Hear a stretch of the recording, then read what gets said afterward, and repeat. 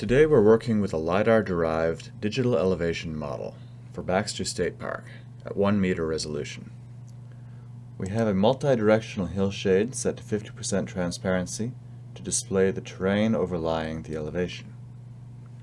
We also have access to the 60 centimeter resolution 2018 ortho imagery from the National Agriculture Imagery Program.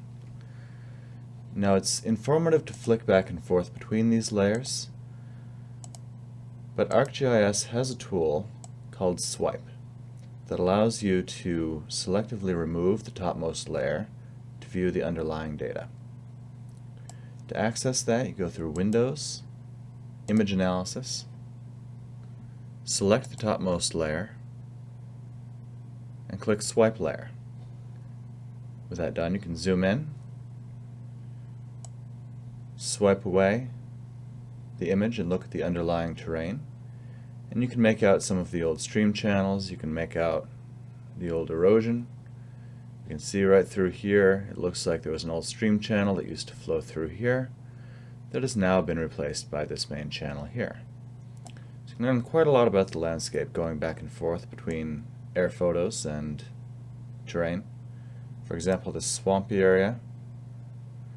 This is very clear on the air photo, but you can just barely make it out on the hillshade here.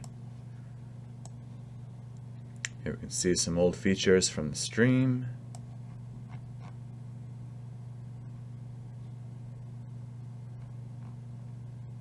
Have a look at some of these rock slides. Just barely showing up there, but very clear on the image. So each of these layers gives some information very clearly and some information not so well. Being able to quickly go back and forth between them like this allows you to make interpretations of the landscape that would otherwise be more difficult. One more thing you can do with image analysis is flicker the layer, and that